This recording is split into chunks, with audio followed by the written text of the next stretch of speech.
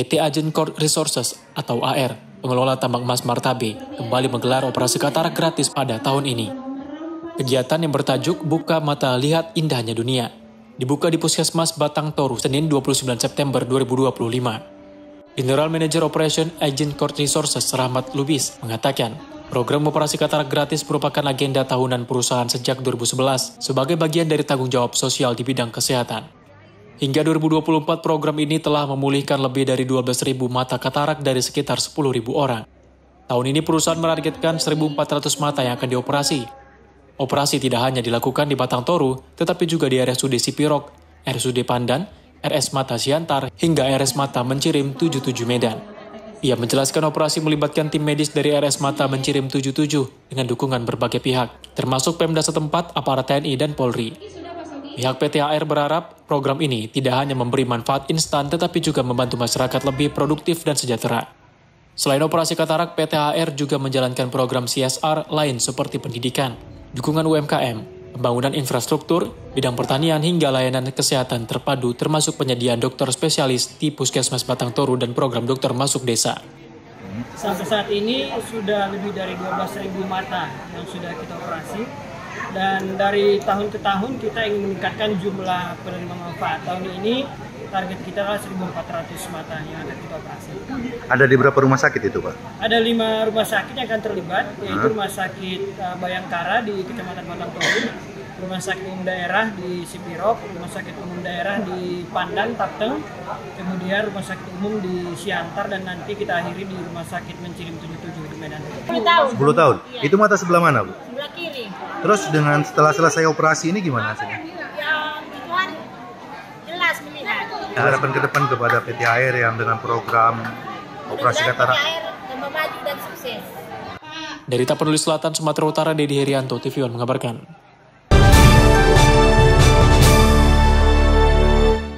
Sejumlah sungai di kota Sungai Penuh dinormalisasi untuk mengatasi risiko luapan air saat musim penghujan datang. Pekerjaan tersebut saat ini berlangsung di Sungai Bungkali, Air Sempit, dan Sungai Batang Merau. Untuk mengurangi risiko banjir selama peralihan musim kemarau ke musim penghujan, pemerintah kota Sungai Penuh melakukan normalisasi di beberapa aliran sungai. Berdasarkan data dari Dinas PUPR Kota Sungai Penuh, sungai menjadi prioritas antara lain Sungai Bungkal, Air Sempit, dan Sungai Batang Merau.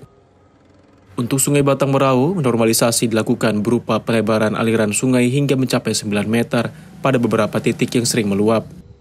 Sementara itu di sungai lain, normalisasi difokuskan pada pengerukan dasar, pendalaman, dan penguatan tebing.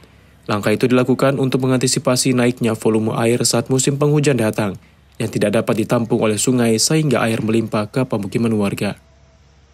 Normalisasi dikerjakan bersama Balai Wilayah Sungai Sumatera 6 dan menargetkan kapasitas aliran sungai dapat meningkat sehingga genangan yang selama ini sering terjadi terutama di 3 kecamatan di kota Sungai Penuh dapat berkurang. Dan alhamdulillah kita siap membantu dan sudah dilakukan oleh Balai Wilayah Sungai, selain dari yang air sempit tempoh hari yang sudah dilakukan sendiri oleh PUPR Kota Sungai Penuh sepanjang 900 meter, kemudian dilanjutkan sampai Sungai Bungkal, ya kan, untuk normalisasi. Nah, kemudian dari Sungai Bungkal sampai ke sebagian di sini yang Batang Merau yang sudah ada pulau-pulau di tengah. Di harapan kita dengan ada normalisasi tadi meminimalisir kalau nanti pas datang musim hujan. Tiap tahun sedikitnya ribuan rumah terutama di 3 kecamatan di kota Sungai Penuh, yakni Kecamatan Kumundebai, Tanah Kampung, dan Hamparan Rawang yang berada dekat dengan aliran Sungai Batang Merau terdampak banjir saat musim penghujan datang. Melalui normalisasi, pemerintah berharap dampak tersebut dapat diatasi. Dari kota Sungai Penuh, Jambi, Reza Lantoni, TV One mengabarkan.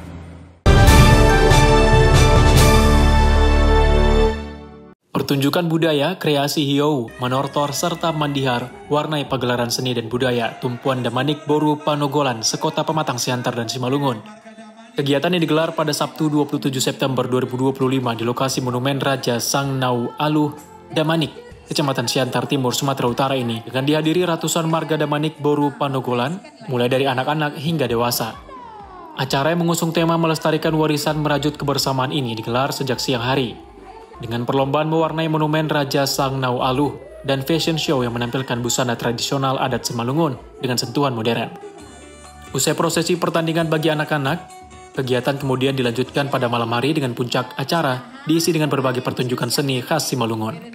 Acara Manortor oleh seluruh peserta yang hadir menjadi puncak acara kegiatan, di mana seluruh tumpuan marga Damanik, Boru Pakon, Panogolan terlihat menari bersama, baik anak-anak maupun orang dewasa.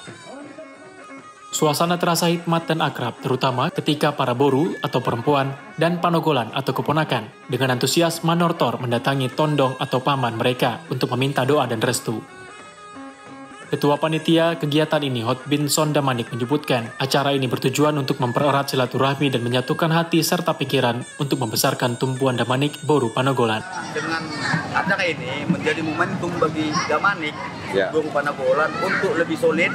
Dia akan menjadi langkah awal buat Damanik untuk bisa kembali lebih eksis di tanah kelahiran.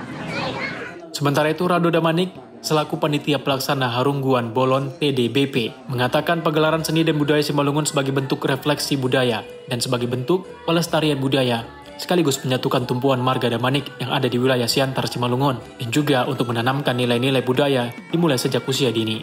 Hari ini kita melaksanakan pagelaran seni budaya sebagai bentuk refleksi budaya dan sebagai bentuk pelestarian budaya dan sekaligus menyatukan Damanik yang ada di Kota Pematang Siantar dan Kabupaten Simalungun untuk pagelaran seni dan budaya ini tidak hanya menjadi wadah ekspresi seni, tetapi juga menjadi cikal bakal persiapan menuju Harungguan Bolon atau rapat besar PDBP Siantar Simalungun yang direncanakan akan digelar pada awal November 2025. Dan kami juga mohon doa buat seluruhnya masyarakat Siantar Simalungun khususnya Damanik sehingga nanti rencana Harungguan Bolon yang akan dilakukan di November bisa terlaksana dengan baik. Harapan kami, mari seluruh warga Siantar Simalungun, khususnya Damanik Boru Panogolan bersatu, menyatukan kekuatan dan semangat sehingga Damanik besar di tanah leluhur kita sendiri. Kegiatan ini juga diisi dengan berbagai pertunjukan seni khas Simalungun, seperti pertunjukan seni bela diri Simalungun atau Mandihar, taur-taur, tortor, huda-huda, atau toping-toping, hingga menyanyikan lagu-lagu daerah Simalungun. Dari Kabupaten Simalungun, Sumatera Utara, Daud Sitohang, TV One mengabarkan.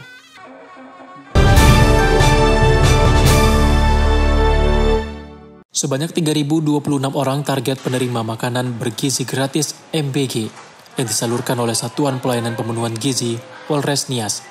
Yayasan Kemal Bayangkari Nias, Sumatera Utara, syaratkan 9 parameter penting sebelum makanan bergizi didistribusikan ke sekolah.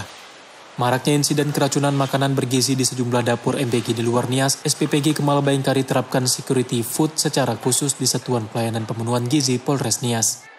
Launching operasional SPPG Yayasan Kemal Bayangkari Polres Nias langsung di tahap awal, mulai mendistribusikan sebanyak 500 paket makanan di SMP swasta Bunga Mawar Kota Gunung Sitoli. Tim melakukan pemeriksaan setiap jenis makanan yang diproduksi dengan menggunakan sejumlah alat tes khusus, bertujuan agar makanan yang disajikan sudah layak dikonsumsi. Parameter yang kita gunakan untuk kesehatan di SPPG ada 9 parameter, ya adalah pH, ada diboraks untuk pengawet. Nah, secara itu adalah secara kimiawi, nah secara fisiknya dia pakai alat pemecar, dia bisa asam, dia bisa manis, bisa asin, kemudian pedas.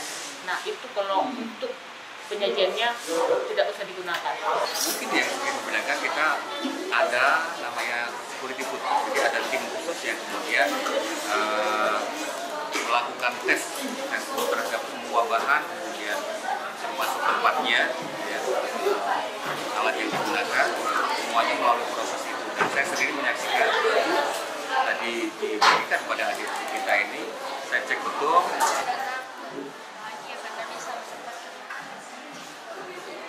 Rasanya juga enak. Apa yang namanya sehat? Asli karena sudah dikonsumsi, ini sangat bermanfaat pada semua.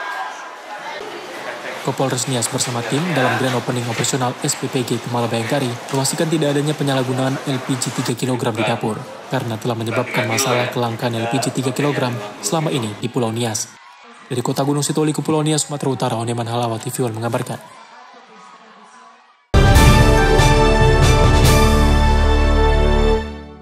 Untuk mempercepat dan menyukseskan program Presiden Republik Indonesia Prabowo Subianto, makanan bergizi gratis atau MBG, pemerintah daerah Kabupaten Asahan mengadakan rapat koordinasi dengan Badan Gizi Nasional dan tim Satgas di kantor Bupati Asahan, yang dipandu oleh Wakil Bupati Asahan Rianto. Rianto bersama puluhan petugas Satuan Pelayanan Pemenuhan Gizi atau SPPG di 25 kecamatan se-Kabupaten Asahan melaksanakan rapat koordinasi bersama dengan Badan Gizi Nasional 29 September kemarin. Kami hari ini melaksanakan rapat koordinasi bersama Badan Gizi Nasional perwakilan untuk Kabupaten Asahan dan seluruh SPPI yang ada di Kabupaten Asahan. Ya, saya sendiri sebagai wakil Bupati diberi tugas oleh Bapak Bupati menjadi Ketua Satgas bersama Pak Sekda, bersama Pak Asisten dan beberapa OPD. Dan hari ini kita mendata satu persatu per kecamatan mana SPPG yang sudah beroperasi dan mana yang sedang persiapan dan mana yang sedang ajuan. Alhamdulillah pada saat ini Kabupaten Asahan sudah ada 23 dapur yang sudah berjalan. Dan alhamdulillah sampai saat ini insya Allah belum ada permasalahan yang sangat signifikan. Ya, kami berharap, kami berdoa semoga kegiatan makan bergizi gratis ini bisa dapat berjalan dengan lancar. Karena ini suatu program yang sangat luar biasa. Masyarakat, anak sekolah gembira menyambutnya dan kami ke depan akan terus membuat dapur-dapur bisa berjalan di Kabupaten Asahan. Target kami ya untuk sebelum tutup tahun kami sudah mencapai 40 atau 45 dapur. Dari Asahan, Sumatera Utara, Jasa Menurung TV One mengabarkan.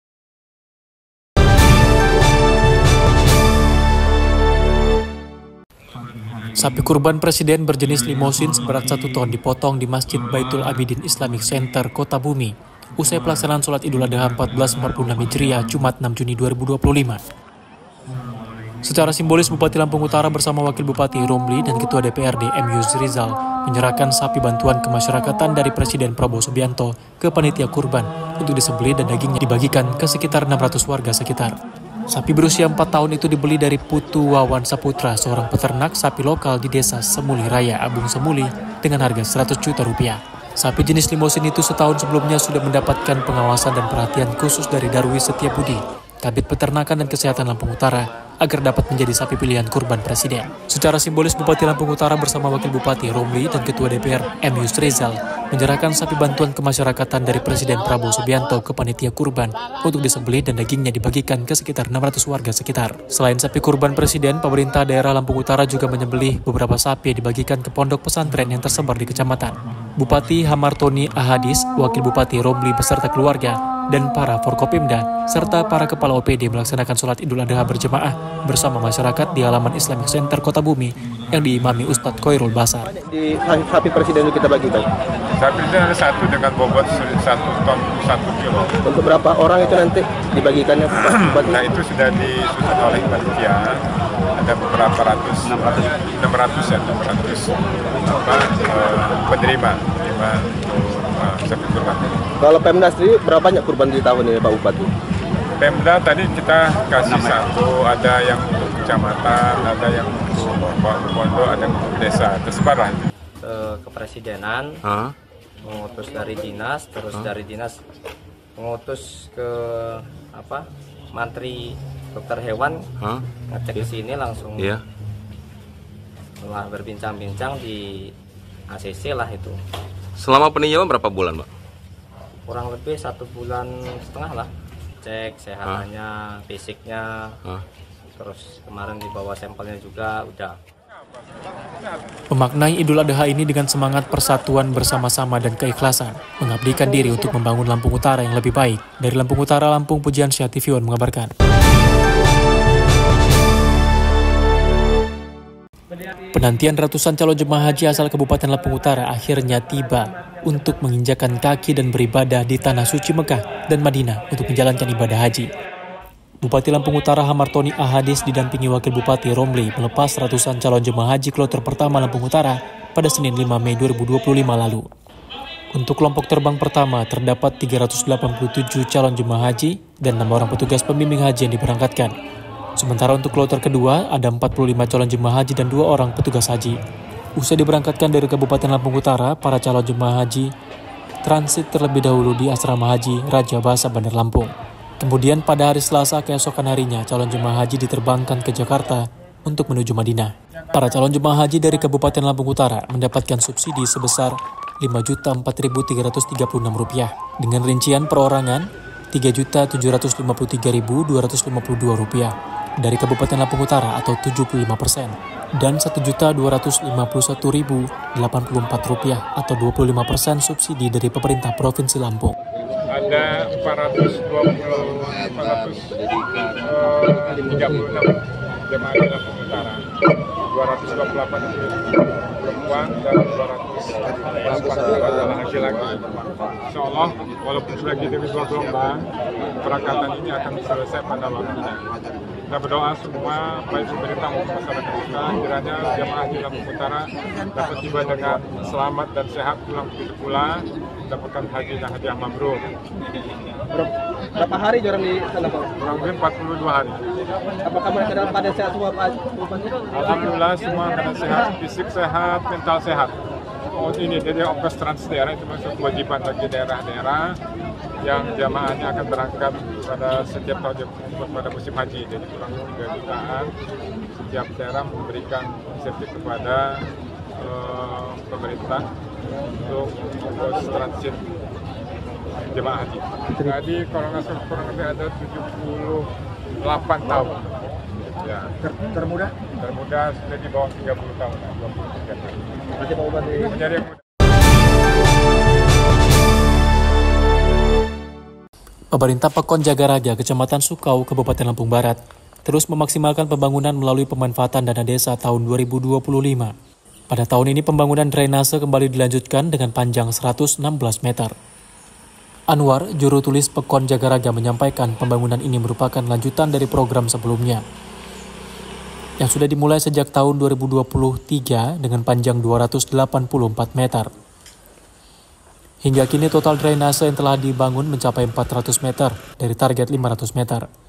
Drainase itu sesuai dengan hasil musrenbang usulan daripada warga di Pemangku Selumpun.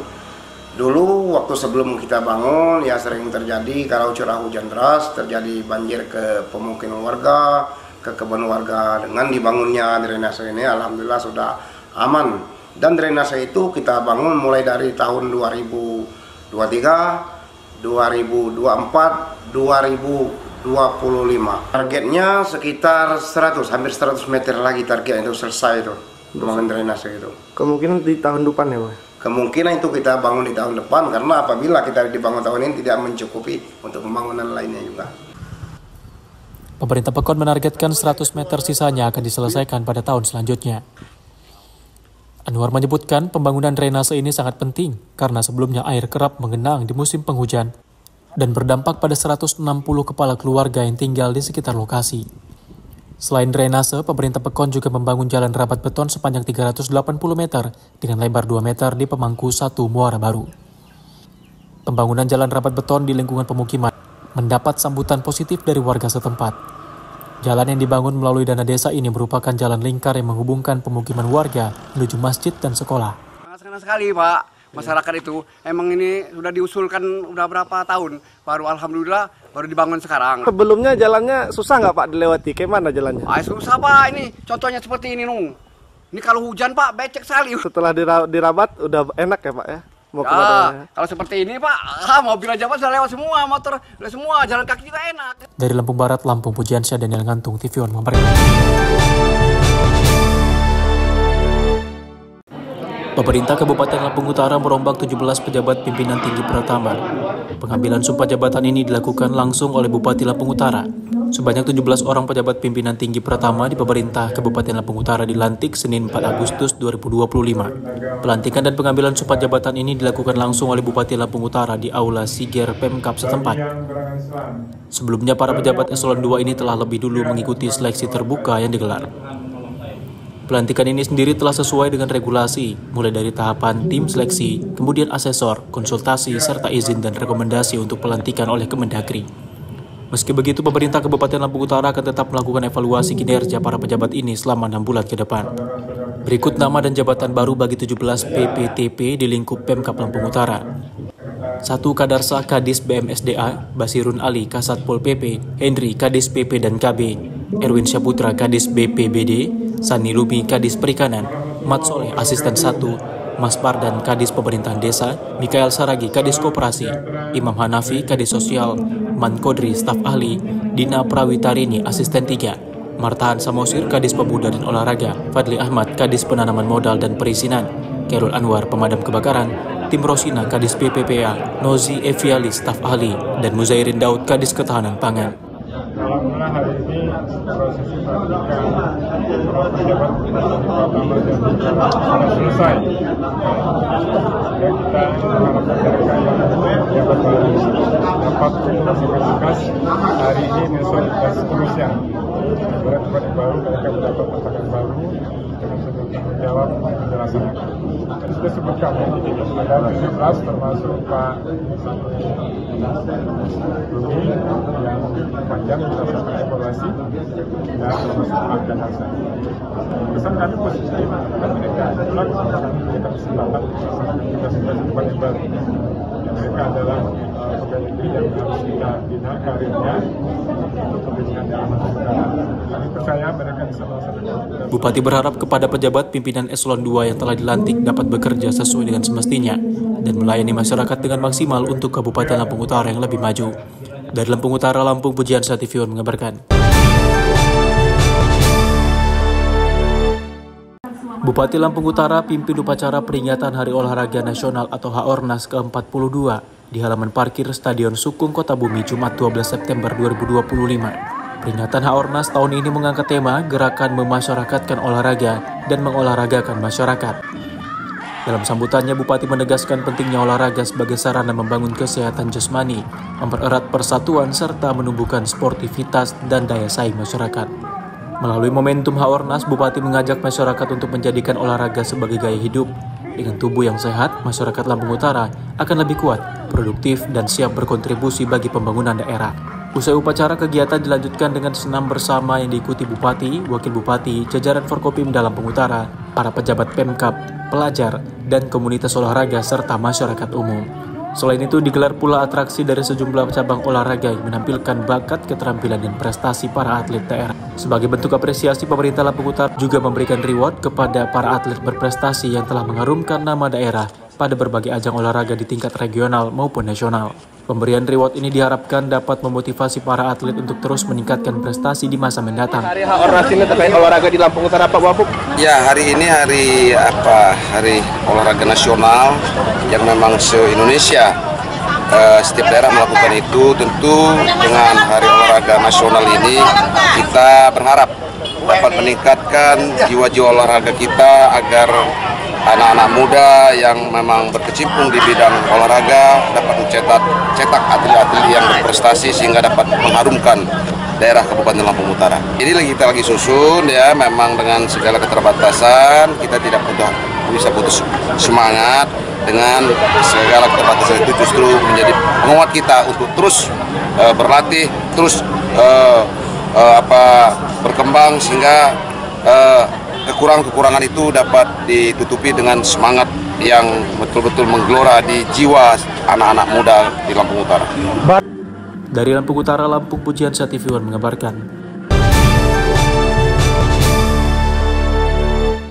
Bupati Lampung Utara Hamartoni Ahadis melantik pelaksana Duta Pancasila Paskibraka Indonesia (DPPI).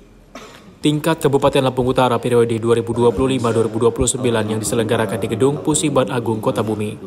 Kegiatan ini merupakan bagian dari upaya pembinaan ideologi Pancasila bagi generasi muda dalam pengamalan nilai-nilai kebangsaan. Pelantikan yang digelar pada 21 Juli 2025 lalu ini merupakan bagian dari upaya pembinaan ideologi Pancasila bagi generasi muda melalui wadah resmi alumni Paskibraka yang dibentuk oleh Badan Pembinaan Ideologi Pancasila (BPIP). Pelantikan yang digelar pada 21 Juli 2025 lalu ini merupakan bagian dari upaya pembinaan ideologi Pancasila bagi generasi muda melalui wadah resmi alumni Paskibraka yang dibentuk oleh Badan Pembinaan Ideologi Pancasila (BPIP), serta untuk memperkuat peran strategis Purna Paskibraka dalam pengamalan nilai-nilai kebangsaan. Acara yang berlangsung hikmat ini dihadiri oleh unsur Forkopimda, para kepala perangkat daerah terkait, Purna Paskibraka Indonesia, serta peserta Paskibraka dari berbagai sekolah di Kabupaten Lampung Utara. Dalam sambutannya, Bupati Hamartoni menyampaikan apresiasi dan kebanggaan kepada para Purna Paskibraka yang telah menunjukkan komitmen dalam menjaga semangat kebangsaan dan nilai-nilai Pancasila di tengah masyarakat. Duta Pancasila bukan sekedar simbol seremoni, melainkan agen perubahan nyata di tengah masyarakat. Ia meminta para duta untuk jadi figur teladan dalam cara berpikir, bersikap, dan bertindak. Sebagai agen perubahan, pembawa nilai-nilai Pancasila dan pelopor teladan di masyarakat kita. Kita menyadari bahwa tantangan zaman ke depan akan semakin kompleks. Arus informasi yang begitu cepat, disrupsi teknologi, serta beragam pengaruh budaya luar bisa menjadi ancaman bagi jati diri bangsa jika tidak disikapi dengan bijak. Oleh karena itu, peran pemuda sebagai garda terdepan dalam menjaga nilai-nilai kebangsaan sangatlah penting. Dan saya meyakini bahwa dengan perhatikan pelaksanaan DPPI Kabupaten Lampung Utara hari ini akan terjadi. Dari Lampung Utara, Lampung, Pujiansyah TV One mengabarkan.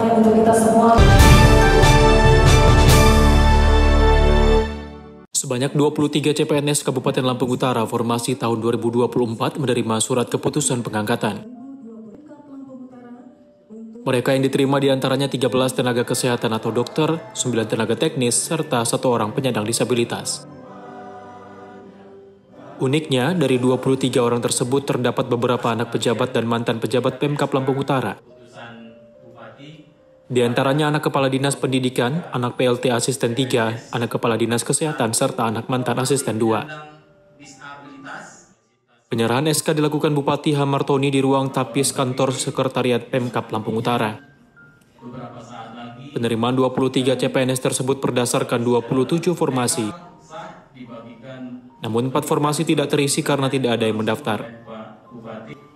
Bupati berpesan agar para CPNS bekerja semaksimal mungkin.